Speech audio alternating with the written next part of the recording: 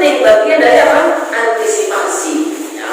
Kalau harus ada satu mekanisme yang kita sepakati bersama untuk saling menjaga kode-kode, misalnya kalau malam-malam mati lampu diketok, ya kan, kita punya simbol. Kalau keluarga misalnya ngetok 3 kali, itu berarti anggota keluarga.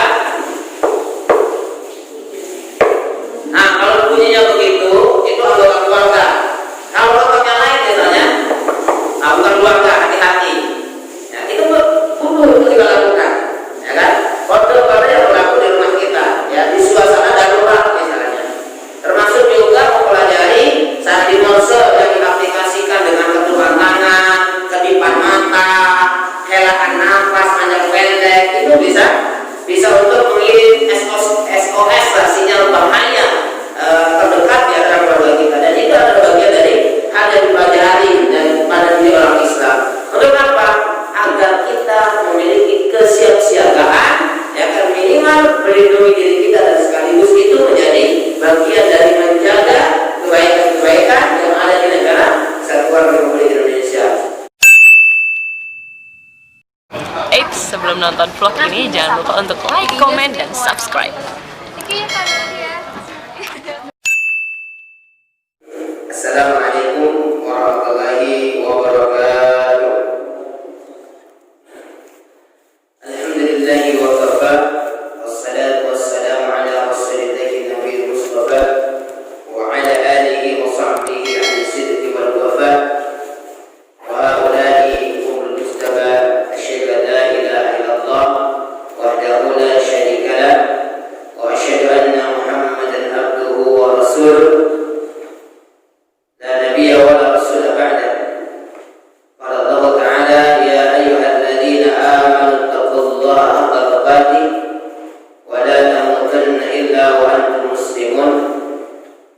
Allahumma salli wa sallim wa barik ala rasulillah sayyidina wa maulana wa habibina wa syafi'ina wa qurrati a'yunina Muhammadin sallallahu alaihi wasallam al-fatihu lima ughliq as-sadiqu liman sabaq al-hadi ila siratal mustaqim wa ala alihi wa sahbihi ajma'in.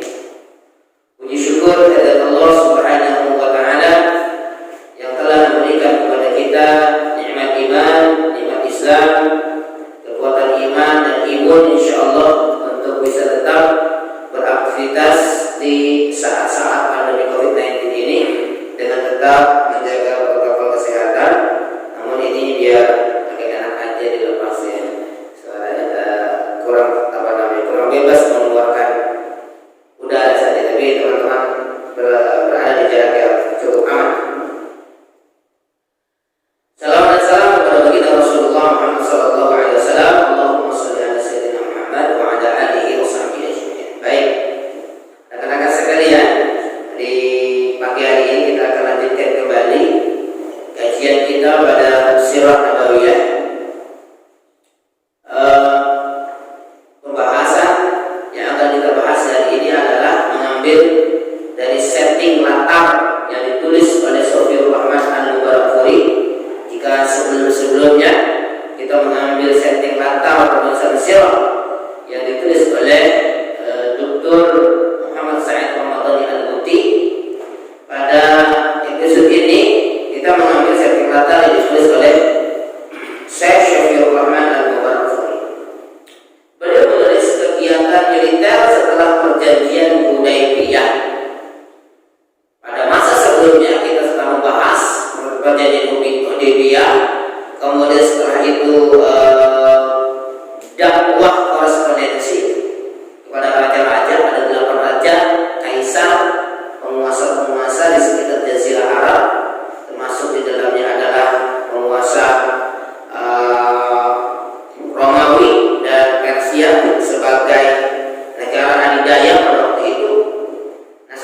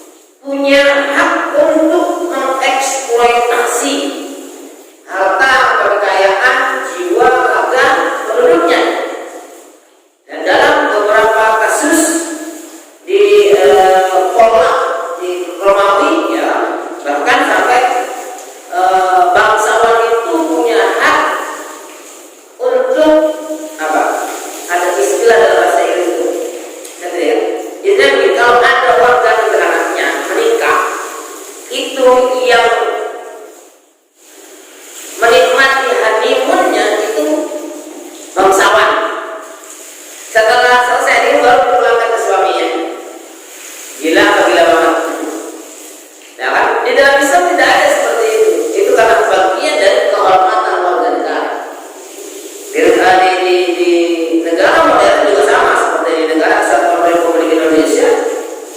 Ada undang-undang yang mengatur tentang misalnya sudah ditempel di pagar-pagar perusahaan di pasal 167 ya, tentang larangan memasuki pekarangan, ya kan? Untuk apa? Ya itu antisipasi penjagaan terhadap jiwa, harta dan kehormatan, ya kan? Itu makanya nanti bisa juntuh lah pasalnya itu, berlapis, bisa pasal berlapis. Dia sudah lewatin masuk pekarangan orang, misalnya boleh ngambil barang miliknya, mencuri kekayaannya, itu kan berarti apa namanya, melakukan pidana berganda. Nah itu dalam Islam sangat ketat sekali ya. Dalam Islam sangat ketat sekali menjaga hak-hak warga negaranya untuk tidak dirampas oleh citizen lainnya ya, oleh warga lainnya.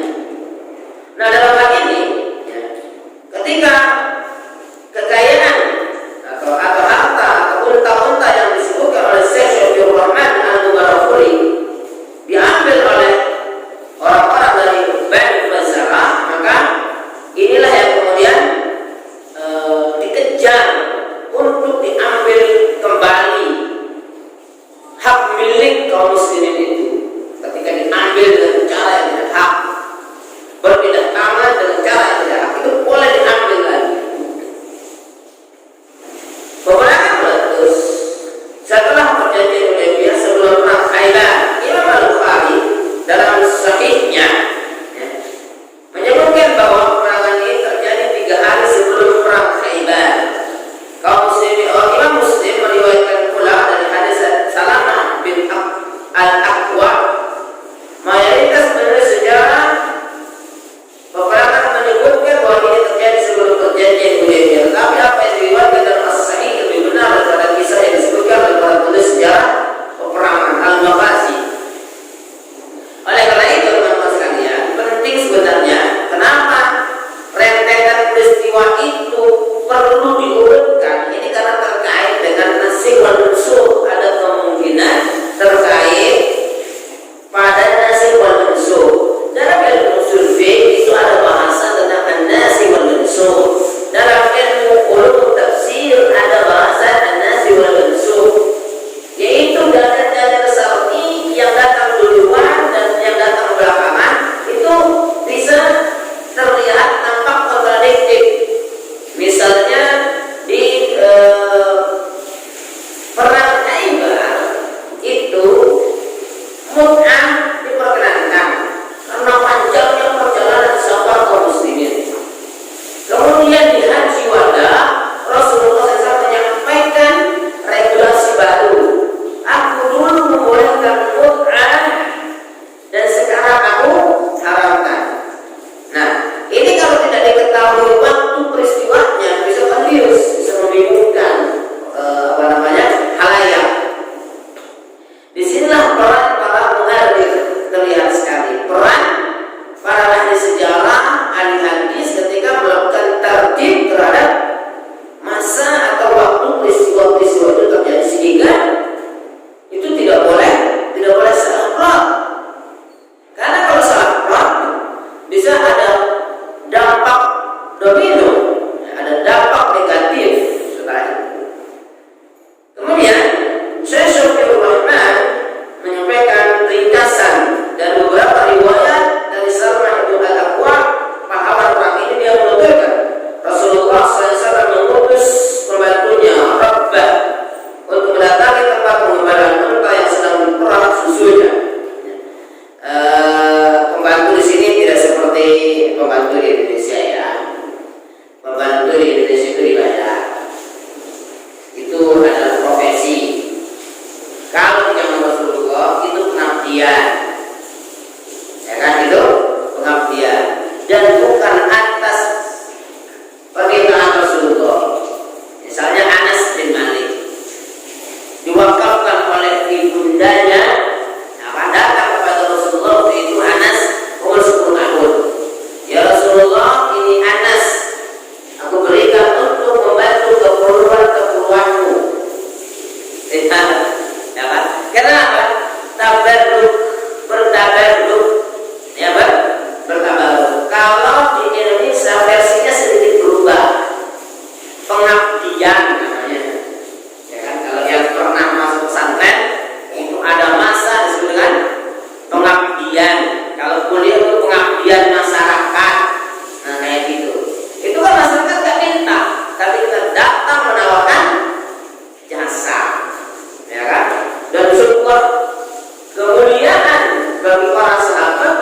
itu yang mendapatkan izin diterima untuk apa? Memberikan layanan kepada Rasulullah Sallallahu Alaihi Wasallam.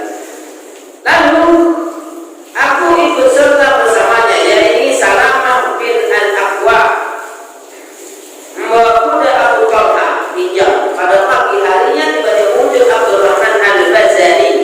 Nah, Abdurrahman Al-Fazari itu maksudnya adalah orang dari Banu Fazara, ya, bersama rekan-rekannya yang mengepung unta-unta itu dan merampok semuanya serta membunuh penggembalanya. Lalu Abdurrahman, namanya bagus ya, Abdurrahman, ya kan? Karena nama orang-orang setelah kelahiran Rasulullah SAW itu menjadi berbeda.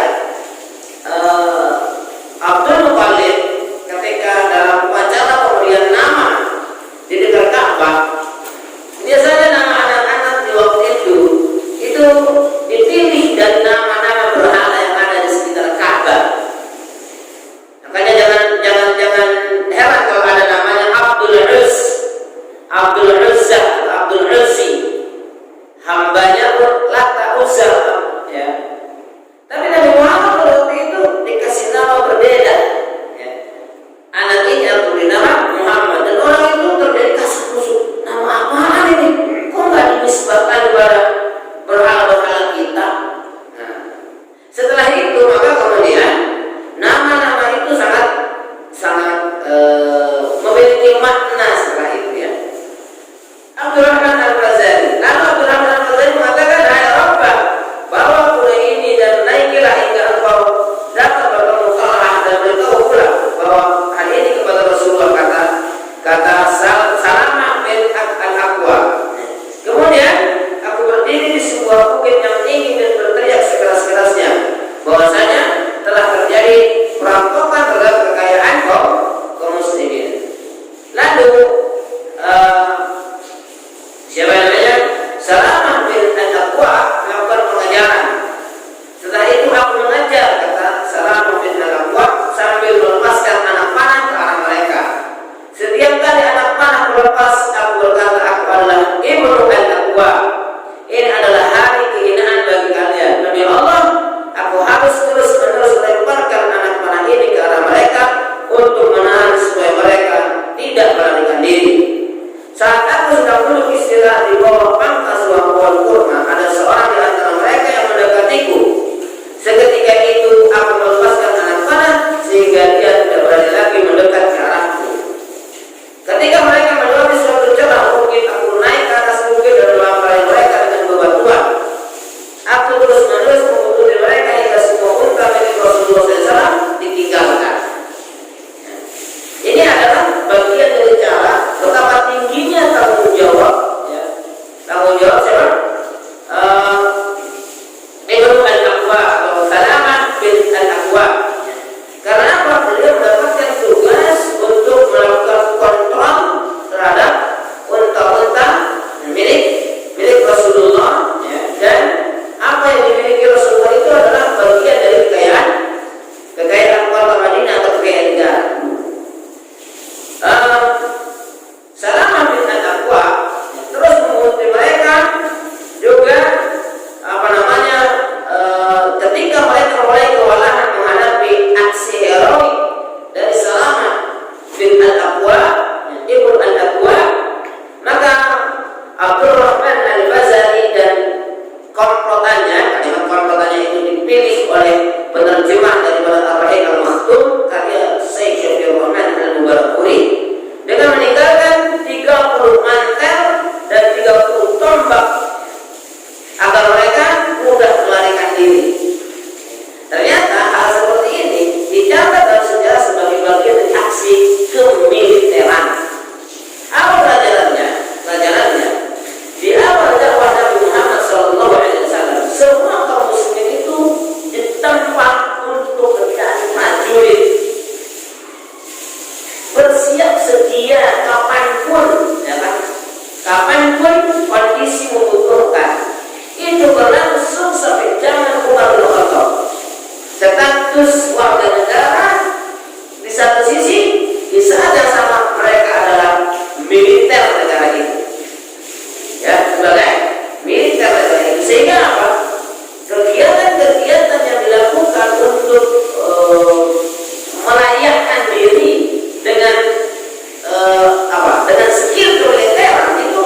dilakukan dengan tertata.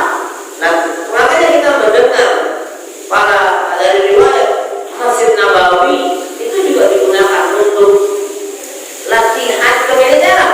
Contohnya apa? Latihan memanah, ya kan? Latihan apa? Bulan, perang tanding, ya. Belum terjadi berenang nggak ada berenang, nggak ada. Karena sampai hari ini juga kita nggak melihat di Masjid Nabawi ada kolam renang nggak yang sedang melaksanakan. Tapi kuda, ya, adu pedang, perang tanding, ya, itu dilaksanakan. Hari ini kan kemudian diadaptasi sampai hari ini bahwasanya masjid tidak hanya difungsikan sebagai tempat ritual ibadah, tapi juga sebagai tempat untuk melakukan pemberdayaan dan bukan termasuk di dalamnya pendidikan askariyah, pendidikan kemiliteran. Apa yang paling utama kemiliteran? Tentang kedisiplinan, ya, kemudian kekuatan fisik, komunisme, apa lagi? Kemampuan melontar. Maka memang hadis Nabi Muhammad SAW yang sering dikemukakan untuk menjaga atau yang terkait dengan skill kemiliteran, skill askariyah adalah naik kuda, berenang dan memanah. Hari ini orang tetap bisa melakukan itu, baik secara letterlek, ya, ataupun secara tersirat. Misalnya, tidak mengapa hari ini orang bisa berlatih menunggang kuda sebenarnya, ya kan? Berlatih memanah, ya panah sebenarnya kan. Makanya di masyarakat kita beberapa dekade ini, beberapa waktu belakangan ini, memanah cukup naik daun sebagai sebuah olahraga. Bahkan Presiden Republik Indonesia hasil pemilihan 2014 itu Bapak Jokowi juga sempat diberitakan di Istana Bogor, ya kan, di foto sedang melakukan memanah, ya kan? Ini adalah bagian hal positif, tapi jangan salah, kita juga mesti harus berlatih pola lontaran lain selain memanah. Misalnya tapel, menembak, ya kan? Dan ada untuk warga sipil itu latihan menembak yang legal, yaitu bergabung di Perbakin, ya kan? Karena saat ini memang yang sedang berlaku kekuatan itu adalah lontaran kan sebenarnya abrum, ya, yang diartikan memanah itu dia artinya melontar. Semua jenis kemampuan askariyah yang terkait dengan melontar harus dipelajari oleh kita, termasuk juga melontar pisau, ya kan, supaya pas kesasaran itu bukan gagangnya. Nah, kalau mau lempar aja sih ya bisa, tapi bagaimana lontaran itu efektif, begitu kan? Ada kan aksi-aksi seperti itu. Nah, ini penting untuk apa? Minimal adalah sebagai usaha penjagaan diri, bukan untuk menyakiti orang lain, sebagai bagian dari antisipasi. Hari ini kita ambil dari mana? Dari apa yang dilakukan oleh Salamah bin Al-Aqwa, ya kan?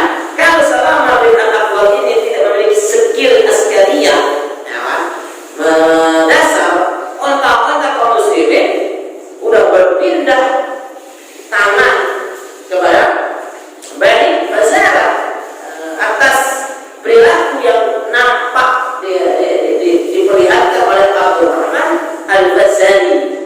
Ini penting, ya kan? Sehingga kalau ada usaha-usaha kejahatan yang masuk rumah kita, itu bisa kita antisipasi. Ketika kita berada di rumah kita, kita penguasa tertinggi di rumah itu, sehingga kalau ada bahaya yang masuk, bahaya itu tidak boleh mengalahkan pemilik rumah. Nanti maksud saya, jangan sampai kendaraan bermotor kita berpindah tangan ketika ada di rumah kita. Kalau ada pencuri yang akan berusaha ambil kekayaan milik kita, melukai keluarga kita, mereka harus kita lumpuhkan, apalagi itu di rumah kita. Dan itu dibutuhkan dasar-dasar keberanian militer, ya kan? Tentang teknik-teknik melihat kelemahan lawan dan lain sebagainya.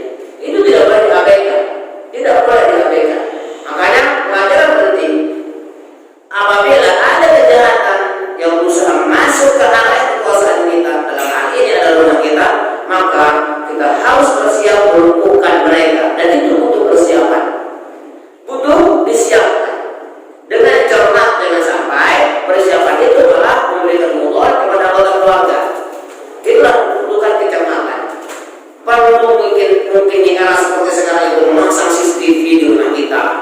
Agar apa? Mengantisipasi sehingga kita tahu siapa yang akan datang dan masuk ke rumah kita pada waktu 1-2 jam.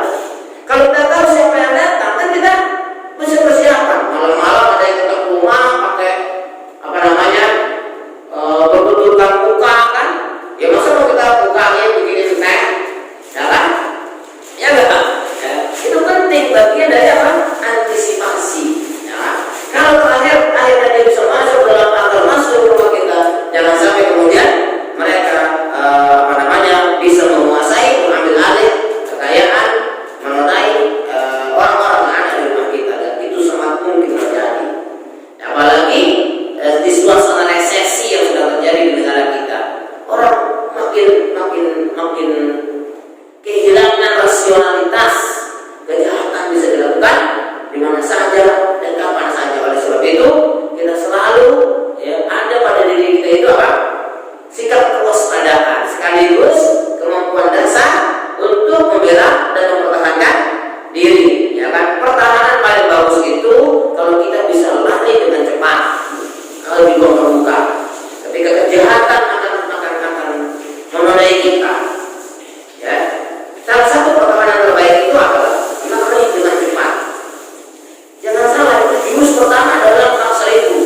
Tapi kalau antum tidak bisa lari dengan cepat, kemudian anda berusaha melarikan diri, dikejar sama orang yang mau buat jahat, kita ketangkap, sama aja.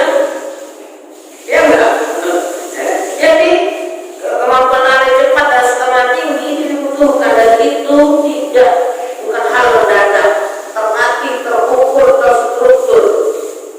Makanya perlu mengatur diri kita untuk persiapan sedemikian rupa, ya kan? Minimal ya bisa menghindari kejahatan yang akan terjadi pada diri kita. Dan boleh-boleh saja, ya kan, selama tidak melanggar aturan-aturan di negara Republik Indonesia, yang penting kan tidak boleh bawa sajam, tidak membawa senjata api, ya kan? Dalam perjalanan kita, tapi boleh dong bawa tali tambang misalnya, atau bawa pentungan security, atau mungkin juga bawa double stick, ya kan? Karena ketika kita melihat kita siap mengantisipasi kejahatan, insya Allah tapi juga tidak kalah penting dari kegiatan asyari, kegiatan itu adalah doa kepada Allah Subhanahu Wa Taala. Makanya Muhammad Al-Fatih di pagi hari tanggal 29 Mei 1453 sebelum menyerang benteng Konstantinopel, malamnya selama beberapa hari mereka bermunajat dengan sangat luar biasa kepada Allah Subhanahu Wa Taala, karena hakikat pertolongan, hakikat kemenangan dari Allah Subhanahu Wa Taala. Dan Nabi Muhammad SAW telah mengasih tahu kepada kita, seandainya seluruh manusia dan jin bersepakat untuk memberi mudarat kepada kita, mudarat itu tidak akan sampai kepada kita, ya, kecuali mudarat yang Allah tetapkan untuk menimpa kita. Begitu juga kalau seluruh orang, ya kan, berusaha untuk menolong dan memberi manfaat kita, manfaat itu tidak akan sampai kepada kita, pertolongan itu tidak akan sampai kepada kita, kecuali manfaat yang telah ditetapkan oleh Allah Subhanahu Wa Taala. Ini pelajaran berharga, ya kan? Apalagi kemarin terkait dengan kedatangan lelaki yang digelari oleh banyak ulama Islam dengan imam besar kaum muslimin, ya kan? Kalau kita menyaksikan tayangan di YouTube misalnya, ya, bagaimana usaha menggagalkan kepulangannya itu begitu sistematis dan luar biasa, ya, itu atas pengakuannya yang bisa dilihat di YouTube, ya, tayangan ulama. Nah, teman-teman yang dimuliakan Allah Subhanahu Wa Taala, kembali lagi, kejahatan yang tadinya ingin dilakukan oleh Bani Khuza'ah berubah menjadi petaka bagi mereka dan keuntungan bagi kaum muslimin. Apa keuntungannya? Barang yang ditinggalkan ada 30 mantel dan 30 tombak, itu adalah persenjataan, itu adalah kekayaan, apalagi suasana Jazirah Arab pada waktu itu, ya kan? Tombak itu berharga, ya. Kemudian tombak-tombak itu karena ditinggalkan agar mereka lebih leluasa